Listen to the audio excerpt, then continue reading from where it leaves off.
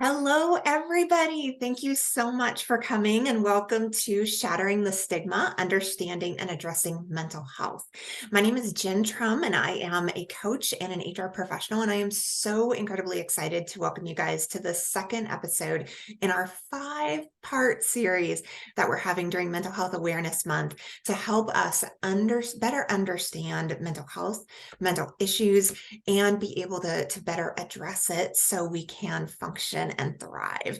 So I want to introduce our panel today. First, we've got Christy Lamka. Hi, Christy. Hi, hey Jen. Happy to be back this week and excited to talk about this very important topic today. Awesome. And we have a really special guest today, Dr. Liz, who is a counselor and therapist and is going to be here today to talk to us about self-care and why self-care is so incredibly important when it comes to our mental health. Liz, thank you so much for being here. Of course, glad to be here. Awesome, wonderful. So with that, we're going to go ahead and get our slides started. So let's go ahead and go in. Okay, ladies on the panel, you able to see the screen okay? Yes. Awesome. Okay. All right, so first off, a little bit about us if you didn't have a chance to make it to our first webinar last week. And if you didn't, please hit me up because I'd be happy to get you a copy of the video so you have a chance to check it out. It was our kind of introduction overview. My name is Jen. As I said before, I am a life coach and also a human resources leader for over 22 years. My passion is helping women specifically in HR who struggle with confidence and imposter syndrome and all the things I think that hold us back from being our best selves. And so I wanted to kind of then shoot it over to Christy. Christy, you might want to do a little introduction of yourself. Absolutely. So my name is Christy. I'm the Chief Operating Officer and co-founder of Thrive 360. Thrive 360 is kind of like a Netflix for mental health and self-care, which happens to be our topic today. And we work with organizations and individuals just to help enhance your well-being and prosperity. So happy to meet you all again. Awesome. Thank you. And Dr. Liz, would you mind introducing yourself to our audience today? Of course. I'm Dr. Liz Slonena. I am a licensed psychologist in Asheville, North Carolina, and I specialize in self-care, burnout prevention, especially around therapists, healthcare providers, and creative professionals. I also offer ADHD business coaching because, my goodness, it's really hard to navigate a neurotypical world when you do have a neurodivergent brain. So I'm hoping today that we will have a really great discussion. I really want to see a lot of activity in the Q&A and chat box because I want you to get something really meaningful about this. You've probably been to a burnout prevention or self-care webinar before, and I really want you to enjoy this. Awesome. Thank you so much. And yes, definitely, if you are on, if you don't mind putting a little something in the chat, let us know where you're coming from. Let us know where you're at. We love to engage and chat with everyone who is on the webinar today.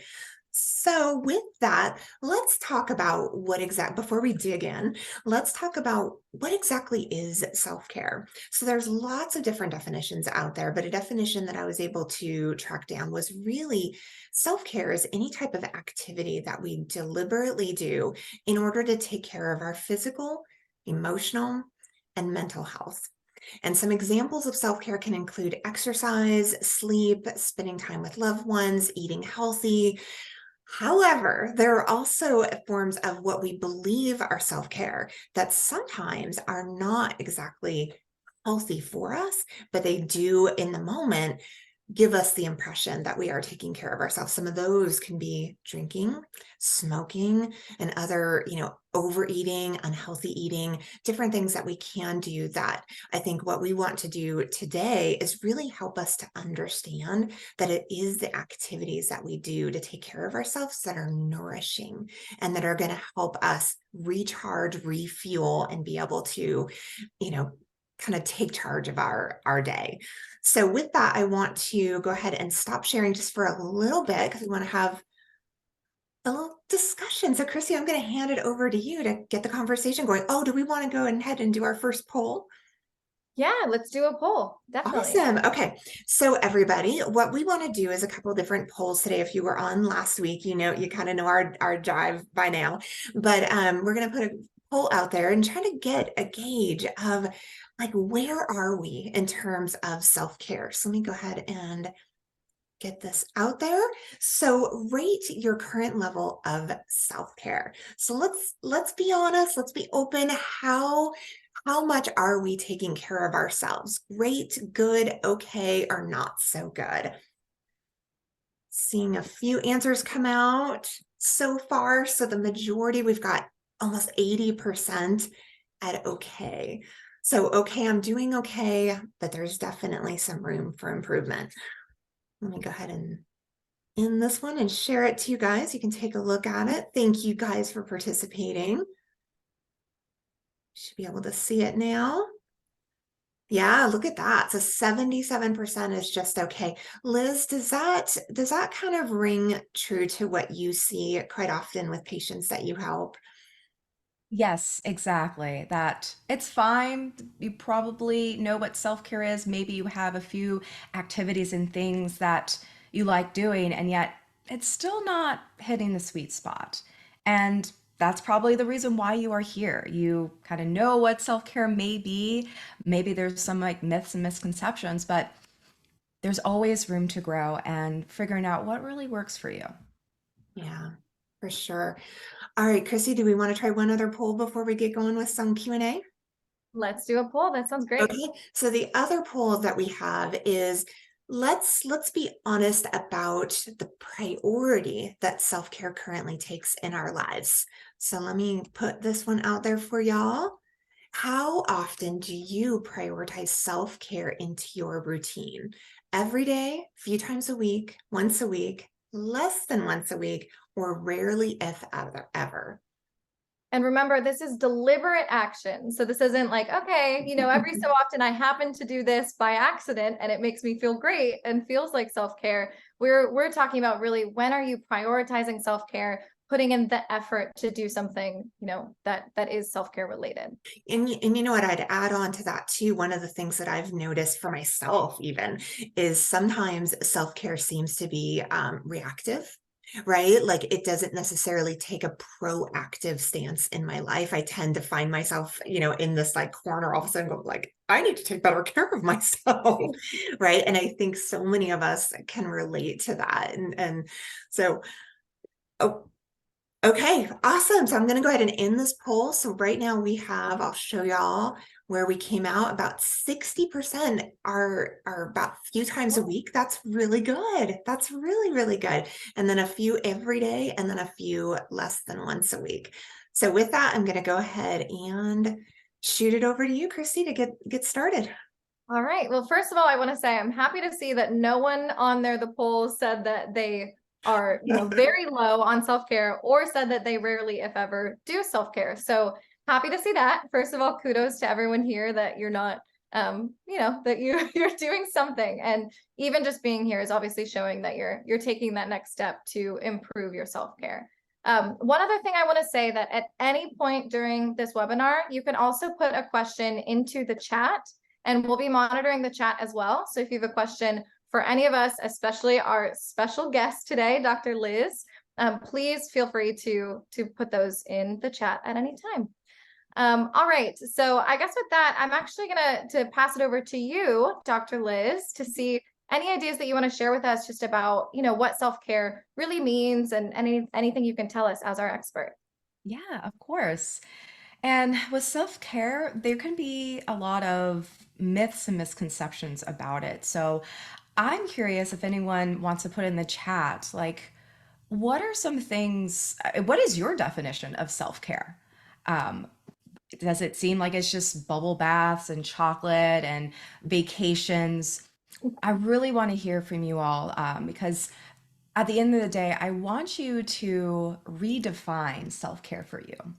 If self-care is like a dirty word that makes your eyes roll and creates like guilt and shame, I want you to let go of that label in and itself and redefine what this means to you.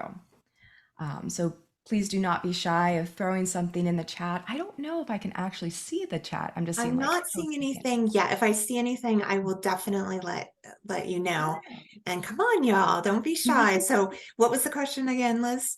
Yeah, what is your definition of self-care? Like, what is the first thing that pops into your mind when I say self-care? I'll jump in while we're waiting for other people if you want. Yeah. So I think obviously as I've grown in my own journey for mental health, I think I have a much clearer idea of what it is, which we'll talk about later. But I know years ago, for me, self-care just meant doing like a face mask. Like that was it. Like I do one thing for my skin and it feels nice to relax with a face mask, and that's self-care. Which not saying that it isn't. It definitely is an option, but I think one of the things that we're excited to talk about is kind of all of the different ways that you can care for yourself and different things that you can do. That Yeah. might be not what you immediately think of. Yeah. And actually, so people are using the Q&A and saying that the chat function I is saw disabled. that. Yeah, and I'm So, trying to figure that out now, but in the meantime, y'all, go ahead and use that Q&A, and I am going to be behind the scenes figuring out this chat issue because didn't realize it wasn't working. So yeah, so Liz, you see that we've got a couple in there. Resting mhm. is one that I saw. Yeah. And much like you too, Christy, when I first came across like self-care in like graduate school, I thought it was like one thing that you do, something Yeah. that you buy, that Right. face mask, like getting Mhm. that massage, that rare thing, that like luxurious thing that's different than usual. Right. And sure, that can be part of your self-care routine, but I really want to encourage you to start finding the magic in the mundane, really finding a ways of how you can make it a priority, how you can schedule and plan ahead and have delightful things to look forward to. That it doesn't have to be big and extravagant. And with this too, I am curious, and you can put into the chat or the QA, true or false? You need to earn the right to practice self-care. Mm. And while people are kind of maybe putting in their answers, I'm curious, Christy, Jen, true or false? Do you need to earn the right to practice self-care? So I'll jump in on this one. Is I truly believe that for many, many years, I had a limiting belief that told me that I did not earn my right to that extra day, or whatever it is. I think what I find so interesting is so much of that has been kind of wired in. And once I became really aware of it, I would say maybe 1 or 2 years ago, it has been a journey to unravel that and unwire that, to really recognize, yes, it is okay. It is something that is not only okay, but like necessary if I'm really going to reach towards, who I most want to be. But I can relate to that very, very strongly of for many, many years having this guilt Mhm. Yeah. associated to taking care of myself. Is that pretty common of what you've seen, Liz? Oh, yes, you hit the nail on the head. And same with Melanie saying that it's false. Like it's really hard to care Yeah. for children, making time for yourself. And I want to really emphasize and normalize that guilt is a very normal reaction to making a hard decision of doing something different. And it's kind of like really intentionally making space for the guilt to be there because you've kind of been wired to not take care of yourself. And the first time you do that, whether it is take an hour off work, leave work on time, or dare I say, like take a mental health day on a Friday off, that's kind of like going way off script, off your neural pathways, and it's scary. And there can be guilt of the after effects of, oh, shoot, what will happen if I take care of myself? Hmm. And this is making me really happy that folks are thinking that this is false. And you're right. It's a common myth. And I will say, just like even before then, I thought that you had to earn the right for self care. Like, I have to be productive in order to take a break and rest. And I'm glad that we're kind of dismantling that of self care, prioritizing yourself first so that you can perform optimally. Yeah. Um, And here's another true or false. True or false. If you practice self care regularly, you will always have good mental health. I'd love to hear what people in the chat, that's true or false. And while we're waiting, Jen, Christy, what's your natural reaction to that? I wish Yeah, that it were true. wish. Yep. It certainly contributes, I would say. I think that's, Yeah. part of general well-being is practicing healthy self-care, but that's not to say that there won't be bad days. We know there's always going to be, times where you're not feeling absolutely your best, even if you do your self-care activities regularly. Mhm. Right. Yeah. And Diana said false, and you are right. It really does suck that if only self-care would make everything better, you would always have good mental health. You'll be, just high on life if you just do the face masks, take that mental health day off. But it certainly does help protect you. Mhm. And that is one of my kind of definitions of self-care is self-preservation, self-protection, Yeah. recharging my batteries. So yes, maybe I won't get at 100%, but it's a lot better than constantly scraping by at like 5% with a battery saving mode the whole day. And with this too,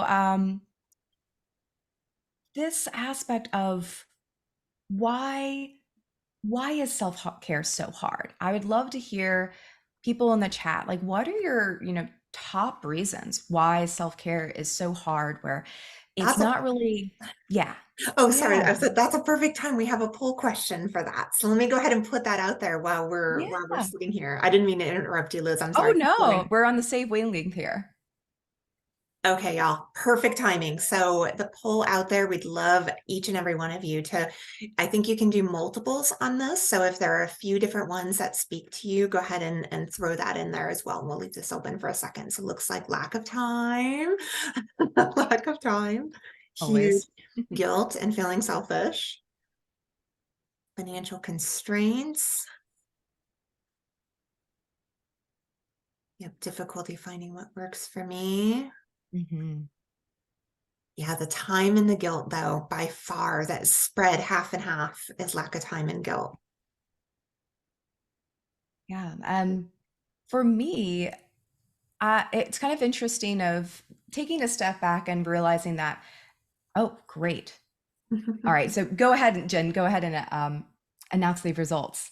Okay, so with a tie at 64%, we've got lack of time and our guilt and feeling selfish, engaging in Yeah. self-care. And then third place is difficulty finding what works for me. This is one I can relate to. It's like decision overwhelm, right? Like when it comes to self-care, it should be, like in my mind, it should be so simple, so easy, so, whatever. But yet I think that our brains can so quickly just, overwhelm us of, all the different options. And next thing you know, I'm not doing anything. Yep. Right? Just Yep. spinning. Yeah, I completely relate, Jen. And that's what I was going to mention too, of having a difficulty finding what works for me.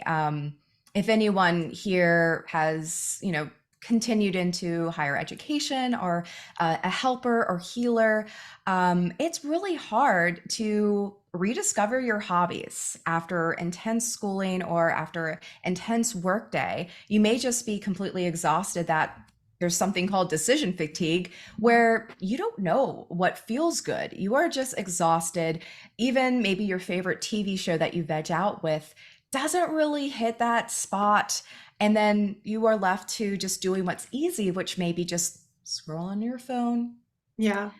Maybe it's drinking. Maybe it is like binge watching a show, but then you can't even remember what you just freaking watched. Yeah. Um, and this is something that I spend a lot of time with my clients on is rediscovering that joy, rediscovering long lost hobbies, even putting out like homework of I want you to try one new thing a week.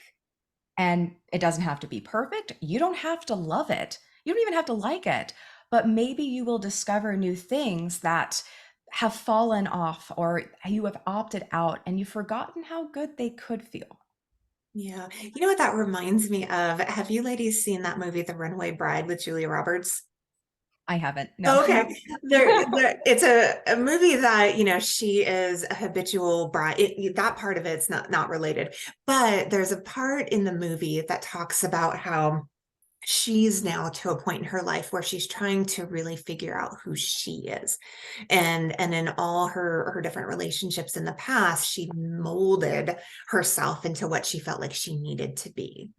And I think so many of us can relate to that, as well as sometimes, when it comes to really checking in with ourselves on what it is we might really need, or what we would want to help us, feel like we're taking better care of ourselves. Many times, like you said, we haven't even really done that level of thinking before. Right. And I know for myself, that was something that was really eye-opening, of, the different types of hobbies and activities that maybe years ago I, put to the side, and just being able to re-explore who we are authentically, and then be able to, from that place, find activities and, engage in things that can feed us. And I think that is something that can be really challenging for a lot of people. Right. Yeah. And with that too, it can be so isolating. And I wonder if anyone else, feel free to agree in the chat, feeling so alone or weird, not knowing what makes you feel good, or not knowing what self-care may look like for you. Mhm. So I would love to see if anyone kind of agrees with that, or hey, maybe they have something else. But in my experience, this is why having someone else besides yourself, like a coach, a therapist, even an accountability buddy, so that you can do and explore things together rather than in isolation. Yeah, definitely. And I think it's interesting, Jen, you talking about self-care and kind of relationships and that dynamic. One of the things I think about is how sometimes people consider self-care as selfish.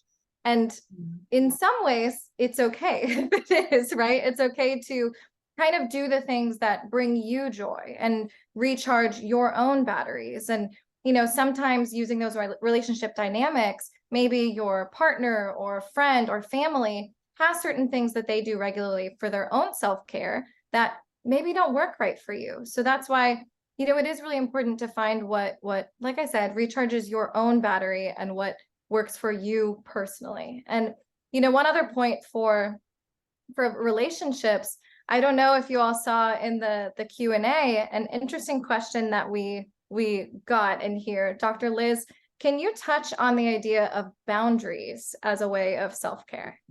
Oh, yes. And this is a perfect segue. I have the 7 pillars of self-care. It's like a little graphic. Do you mind if I get like share screening Yeah. opportunities? Let me. Yeah. So this is perfect. Whoever asked this question, that boundaries are 100% a pillar of self-care. And in fact, it kind of falls under emotional and social self-care. So let me see if I can. Oh, there we Yep, you go. should be able to. Yeah, and let's see. I don't know if you can see all of this Yeah. or if you can. Yeah, so you may be seeing my other millions of tabs, hopefully not, but let's just deal with it. So just take a moment to look at the 7 pillars of self-care. And with boundaries, again, it can fall under the emotional and social part of sometimes you need to take space emotionally from situation, people, even kids, even your spouse, even your best friend, when it feels way too heavy, where you have nothing else left to give, that you cannot really feel like contributing to the conversation at times. And I want to emphasize that boundaries are bridges, not walls. Ooh, And that's with good. boundaries, it allows you to create that bridge so that you and that other person can meet in the middle, can get both your needs met, and show up in a more healthy, sustainable way. So you don't drown into the moat itself. Um, and yes, sometimes placing boundaries or saying something along the lines of, I wish I could hang out today, but I'm feeling really drained. Please keep me in mind in the future. That just allows them to know that you're still down, but today's not a good day. And it's also okay if you do place some of these boundaries and the other person is not exactly thrilled with it, whether it's maybe interacting with parents or children, of you just not being able to make that kind of chauffeur run or even the grocery run, and meeting the middle and saying, hey, can you help me out here? I can't, pick up Jimmy from soccer practice, and really trying to nourish each other in ways that are sustainable rather than falling into the people pleasing. um, and part of like the pillars of self-care that I want to emphasize here too is that self-care is not just a one and done thing. You may need a combination of these pillars of self-care, these different types of rest, depending on how you're feeling that day. And I think that is like the tricky thing with self-care, is that it's not a one size fits all. You really have to explore it. Self-care will look different every single day, depending on your energy levels, whether you got enough sleep, whether there's even an event to go to, like a show or a concert, or your favorite band is playing. And so it's helpful to think of more of a holistic way, and in a way of not putting all your eggs in one box or one carton, because like the COVID pandemic, a lot of people who, especially extroverts, thrived, and their form of self-care was like hanging out with people or going to music festivals and shows. That was completely shut down, and that pillar which kind of completely removed for them. And of course burnout consisted. So I'm wondering if there's any reactions to these pillars of self-care, either from the listeners here or from you, Jen or Christy. Yeah, I mean, I love, first and foremost, I'll say I love the idea that self-care isn't just one thing. And I loved that you said that self-care isn't even going to be the same, every time. You have to evaluate what you're feeling in that moment, and kind of what it's prompting for you, what your feelings are prompting in terms of what self-care you need every moment. I'm kind of curious if you have any shortcuts to figuring out kind of what you need in the moment, how you know what kind of self-care is really right for today, for example. Yeah, that's a great question, Christy. And what I like to do for my clients is make a self-care action plan where we go through each of these 7 pillars and we just talk about, we brainstorm what activities could be in each of these columns. So it's one step removed of, you don't have to think about like, wait, what do I want to do today? You have like a menu that you can just close your eyes and just like point and see, oh, actually yoga sounds really nice right now. Or you can just notice more in your body of, if you close your eyes and point at the piece of paper and yoga popped up and you're like, oh, heck no. Listening to your body and recognizing, oh man, I'm really tired. In fact, I just want to close my eyes. Maybe I want to do a meditation. That would feel really nice. And it's those opportunities where you pause, you reflect, you listen to your body. That is going to know more and more, like a muscle that you're strengthening, of what you need moment by moment. That's interesting. So it seems like self-care kind of helps people build their own self-awareness and mindfulness with their own self as well, right? Like those two kind of play into each other, it sounds like. Exactly. Yeah, you got to know yourself to hear and like care for yourself too. And I want to be mindful of time. I'm gonna have to jump off here soon, but I wanted to give 3 other tips that could help with this self-awareness, because self-care is very much similar to self-compassion and very much linked to mindfulness. So 3 ways that you can start doing self-care today. This one exercise that I love doing with my clients is drop one, add one. And I encourage you just to think about this, even write this down right now, of choosing one activity that just feels really hard, feels like too much, drop it. Drop it for today, maybe postpone it, defer it, put it on your to-do list to do tomorrow. And with that, I want you to add one pleasurable activity, one kind of enjoyable activity. I love And that. this makes it a little bit easier instead of just like, okay, let me drop all the things, take a full on, mental health care sabbatical for 6 months. No, just one activity, add one, drop one. A next kind of skill that I like to use is that we frankly are doing a lot of self-care activities. You're probably already doing it, but because you're not labeling it in your mind or stopping, savoring it, and celebrating it, you're just continuing on autopilot. It's just like, okay, so what? I drank my water in the first, bits of the morning or whatever I was able to go outside for today. So with this, I really encourage my folks to stop, savor it for 2 breaths, really take a moment of like, I am doing this massage for myself, or I am eating lunch outside for myself and my care, and celebrate it. And the scheduling piece is really helpful too, of thinking ahead. And if you're like me, if it's not on my calendar, it's not going to freaking happen. So I purposely have a little color coordinated thing in my calendar that says fun. And I make sure that I schedule my fun in advance. I make sure I at least have like one yellow blip, that's my fun time, in a day so I can visually see it and look forward to it. And sometimes scheduling is, for me, I really enjoy taking massages as I have a lot of chronic pain issues.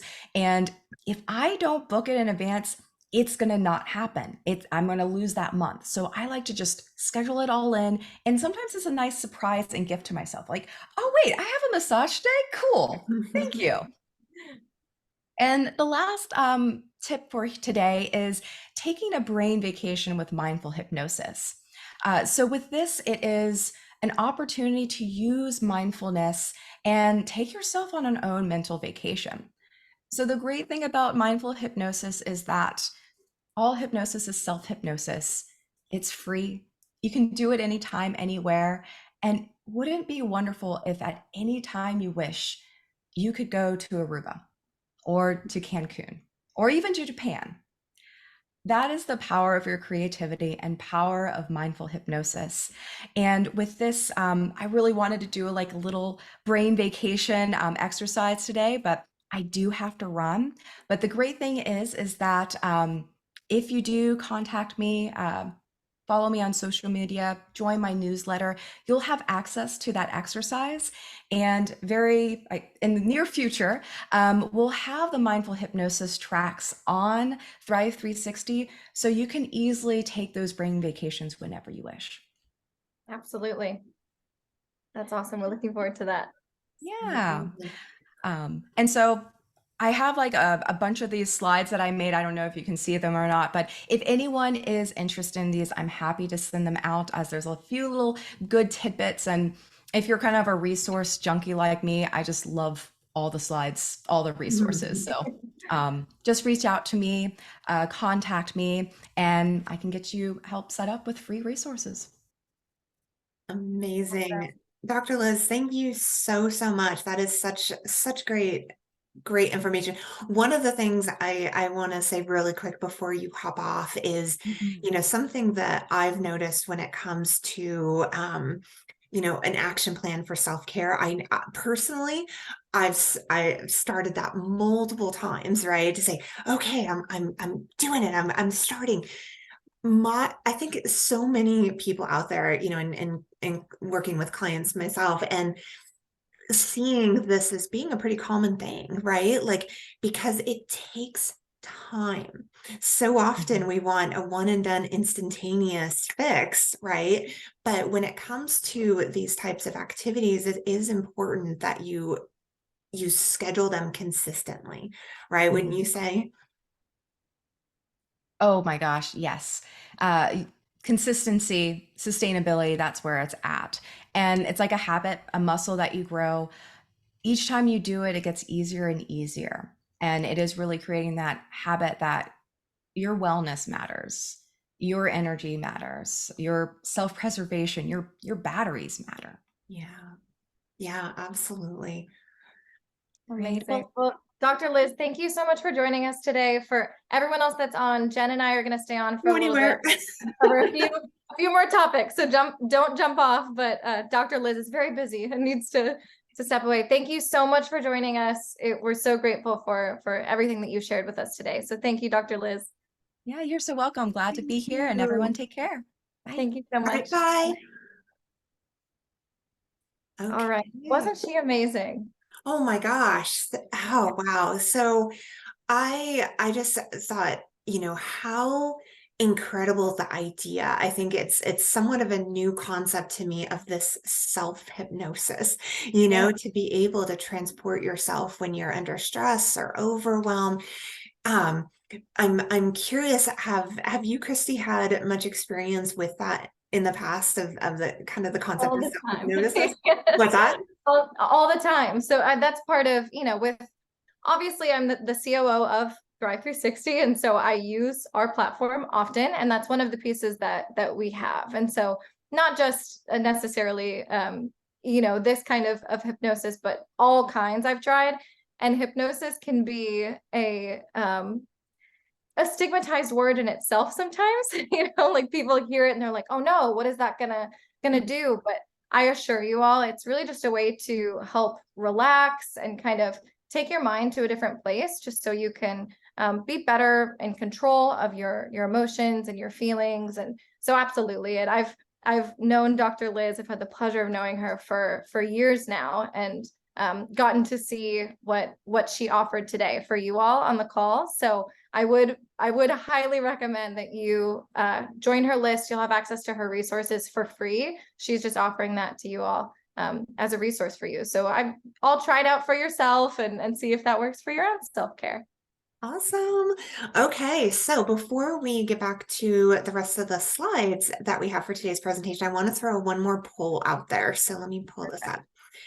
So in this poll, what we want to ask is tell us your favorite self-care activity. So we've got exercise, meditation and mindfulness, spending time in nature, reading or watching TV, which I thought afterwards I might have wanted to put those into two separate, because reading is one thing, but watching TV, that can really go down a rabbit hole. Right. And socializing with friends and loved ones I put on there. And then if there's anything for you personally that's not on that list, go ahead and throw it in the chat. And so we can have a little conversation about it. So Yeah, it's been great seeing in the chat, Jen, what people have posted so far about kind of what self-care means for them. Some people said resting, just as simple as that, just resting and relaxing.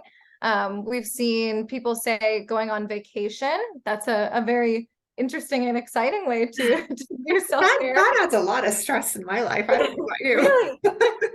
Yeah, I mean, maybe leading up to it, but no, I can understand that. I guess to each their own. Yeah, well, especially like when my kids were younger and that sort of thing. It was almost when vacation times comes around, you're like, oh my gosh.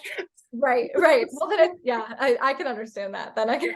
One that I haven't seen, I don't think, but I will share for myself that I love to do is cooking, because I am a person who loves to eat, love food. And so I love trying new meals, trying new things to cook. And for me, that's self-care. Whereas I have friends and family who hate cooking, and that's nowhere near their version of self-care. So I'll just throw out that's one for me that I enjoy.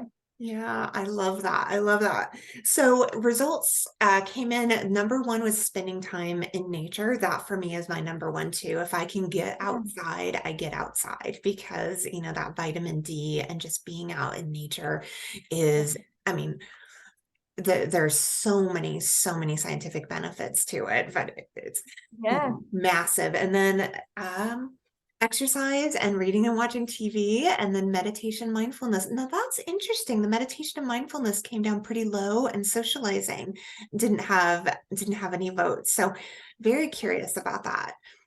Yeah, that's interesting. Yeah.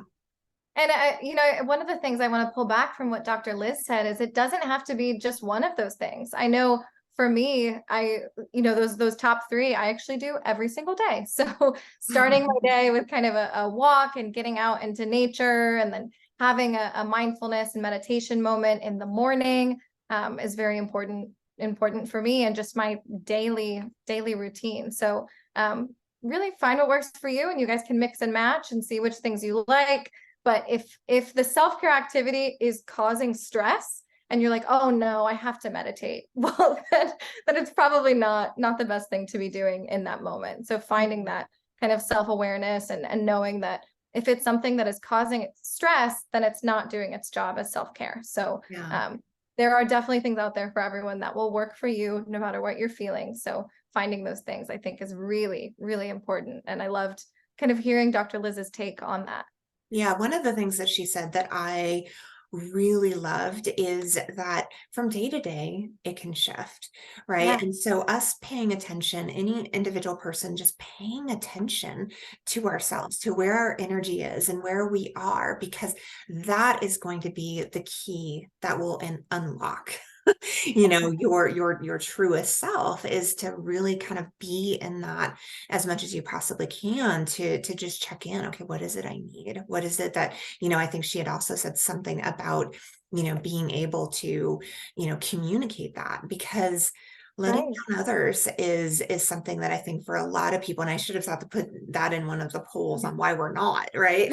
Right. That concept of wanting to, make everybody happy, and working mothers out there can very, very much relate to that. Like, how in the heck am I going to find this time for myself when I Right. barely have the time for myself? And I think to be able to kind of just start to incorporate into your day just that self check-in. Doesn't have to be meditative, doesn't have to be anything like that, but just that real quick check-in to know, okay, what's going on in my gut today? How Yeah, am I feeling? What am I doing? And what do I need? Perhaps that maybe wasn't on the roster for today, but I know that it's something that could really help shift me around.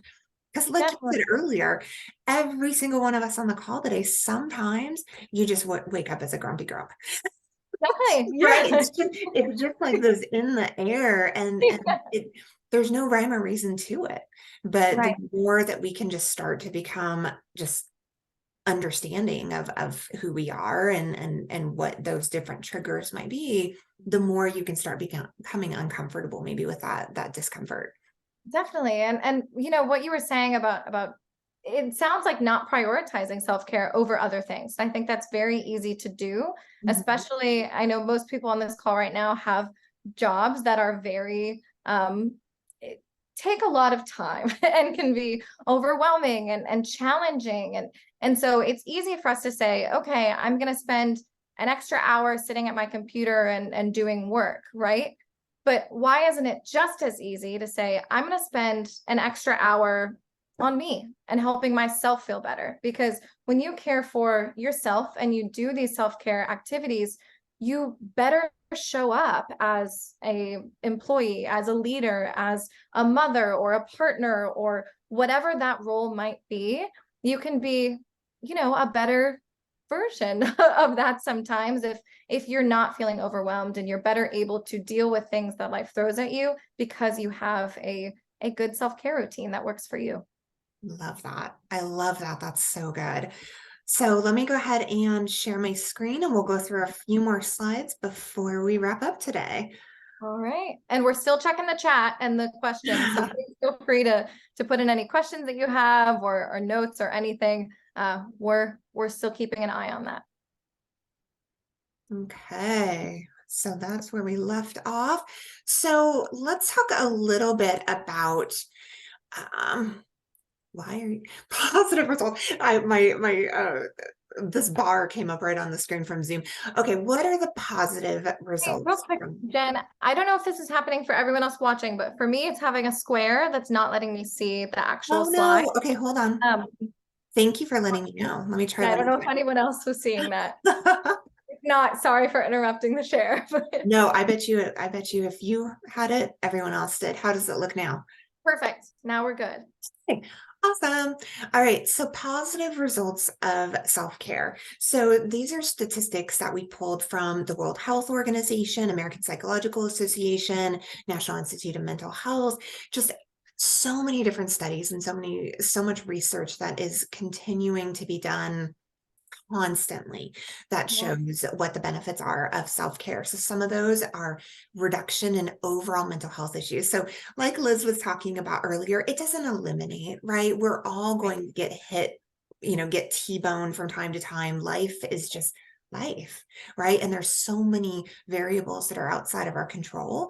But when you do have, a regular practice of making sure that you're checking in with yourself and taking care of yourself, that overall impact to your mental health is significantly reduced. It's different, in different studies, but somewhere in the range of like 25 to 40% less mental health issues overall with individuals Wow. who practice regular self-care.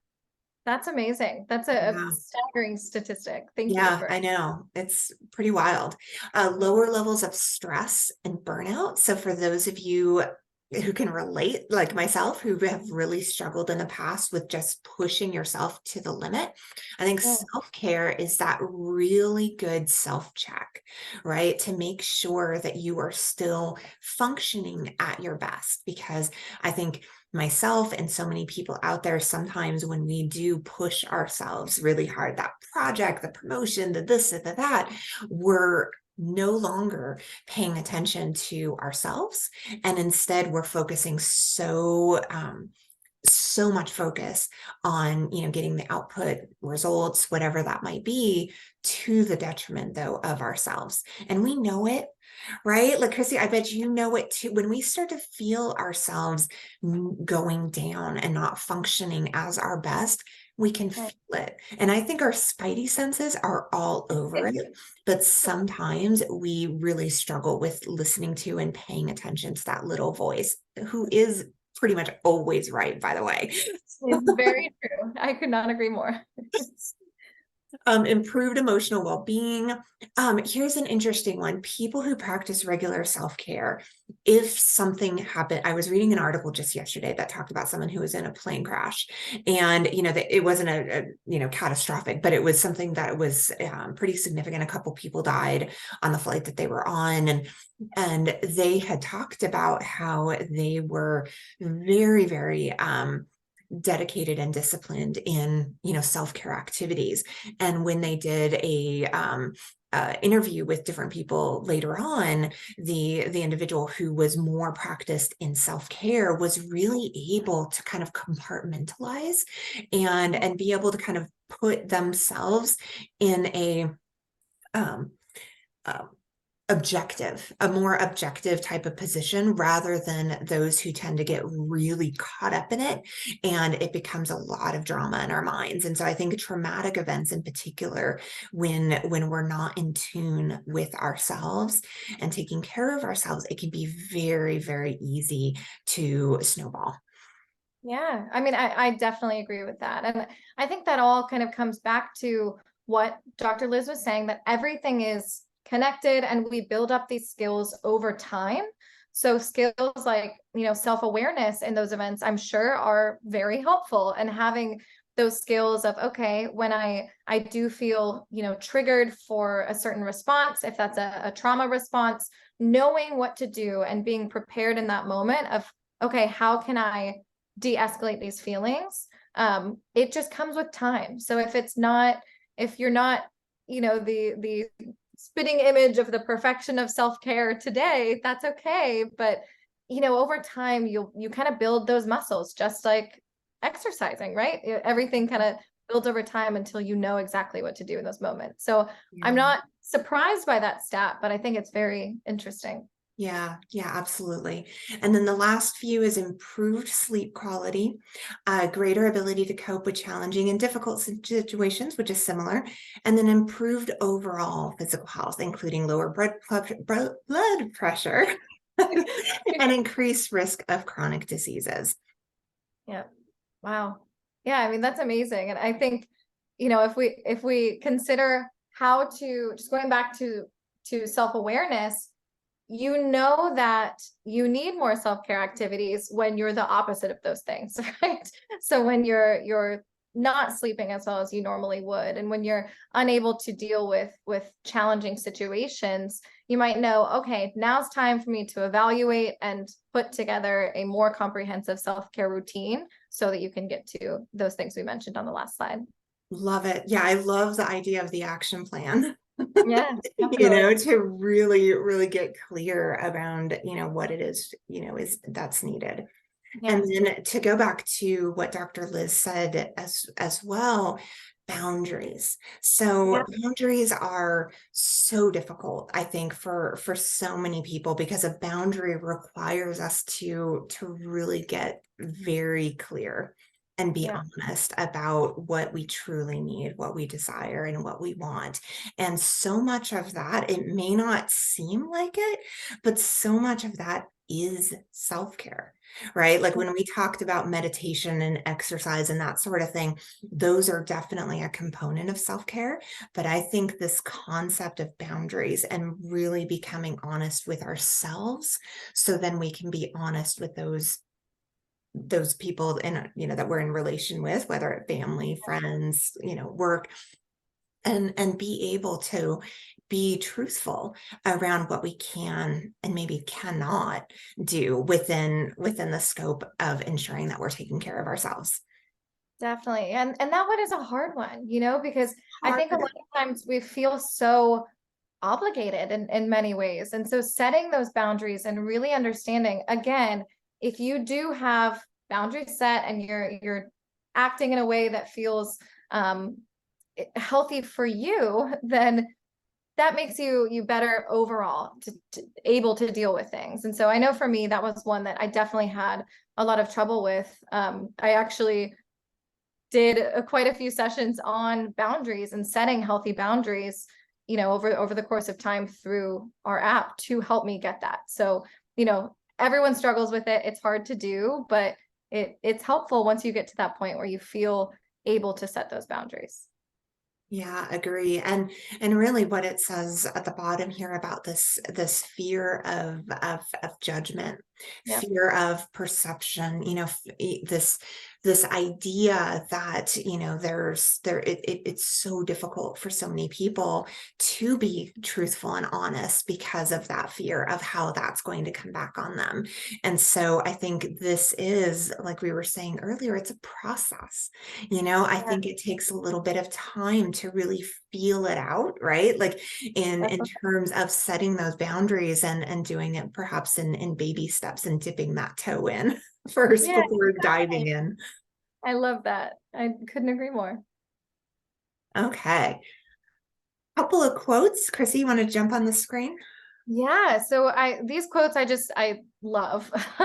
One thing that really stood out to me was almost everything will work again if you unplug it for a few minutes, including you. I Mm, love that. We all have had some kind of appliance or something that doesn't work, and they say just turn it off and turn it back on again, or just unplug it and plug it back in again. And I thought that was such an interesting analogy to ourselves, because it it really is so recharging and revitalizing to just unplug. And that sounds almost silly in a way, that it's maybe unexpected, but taking moments for yourself and unplugging, again, just helps you in so many ways. So I love that quote. And then the second quote is from Eleanor Roosevelt. It says, "Remember always that you not only have the right to be an individual, you have an obligation to be one." mm. So that really ties into what we talked about before, what Dr. Liz asked the group, which is if you feel like you have a right, to practice self-care. And Mhm. Eleanor Roosevelt says that you actually have an obligation to, that it's so important that you recognize what you need and you take what you need in the moments that you need it. So you heard from these two people here some wonderful quotes. So feel free to keep those and look at them whenever you need a reminder. Sorry, I didn't mean No, to no, you're change. good. No, I love that too. That quote from Eleanor Roosevelt is one that I think is so powerful, right? Like, there's almost like something deep within every single one of us calling us to be the person that we're most meant to be. And to see, that in writing, to saying not only are you have the right to be the person that you're most meant to be, we have an obligation. Yeah. An obligation to really do all that we can. And part of that is going to be in the process of setting boundaries and being clear on ourselves. Yeah, absolutely. Yeah, I love that. That was a great way to put it, Jen. Yeah. So as we wrap up, we wanted to kind of, if there's any questions, please go ahead and throw anything, questions, comments, or anything like that in the chat. But as we wrap up, Chrissy, did you have anything before we talk about next week? I don't. I will put my information again, like we did last time, in the chat, just in case you have any other questions or you want access to anything that we talked about, any research or anything like that. So I'll put my email and my LinkedIn in the chat. Feel free to reach out just if I can do anything for you. And Jen, I don't know if you want to put yours. Dr. Liz put hers in there too. So you have all of our information if you need anything. Awesome. Awesome. Yeah. And I'll throw in a link for myself as well. If you'd like to jump on a quick connection call and we can talk a little bit about your own self-care routine and maybe help you a little bit with some ideas and resources and things that could help you out. So I'll put that out there as well. And then let's talk a little bit about next week. Christy, we have another really cool guest for next week, right? Yes, so I'm so excited about next week. So this week we talked a lot about self-care and things that we can do for ourselves. Next week, we're talking about organizations and groups. So how to bring everything that we learned the last 2 weeks into, an organization or a group setting. And so we have a very special guest. His name is Peter Harrell. He has worked with organizations across the country to develop empathy, to develop communication skills for organizations such as large businesses, as well as the Army, the Navy, and really has worked with very impressive groups that I'll let him talk about next week. But he has some amazing skills that you can start immediately and you can bring into your own life, into your own relationships or your organization, whatever that might be. So please join us next week. You don't want to miss it. It'll be a great conversation. All right. And with that, I'm going to stop sharing so we can say our goodbyes. I just want to thank you so much, Christy, for getting Dr. Liz and securing, such an incredible guest for today's conversation. If you are on now and came a little bit late, I know a few people jumped in a little bit late and would like to get a copy of the full presentation today, please reach out to Christy or myself. We'd be happy to get it over to you because she shared. So I wrote down a couple of things, but she talked about the 3 ways to better practice self-care, and drop one and add one, I think is such a huge one. And so yeah, let us know if you'd like to get a copy of it. We'd be happy to get you that, and then the presentation itself. All right, well, with that, we will go ahead and sign off. Hey, Jen, real quick, Oh, do you sure. want to put the link, if we have a link for next week, you want to put it in the group? Yes. Well, you can all register for next week's webinar. Yeah. Trust me, it'll be good. You don't want to miss it. Okay. All right. And feel free to reach out if you all have any questions or anything like that again. Oh, yes. And you are so welcome, Deanna. And anyone else. Yes, very, very informative. I super appreciate it. Thank you so much, Chrissy. And thank you everybody for being here today. Thank you so much, everyone. We'll see you next week. All right, bye. Bye.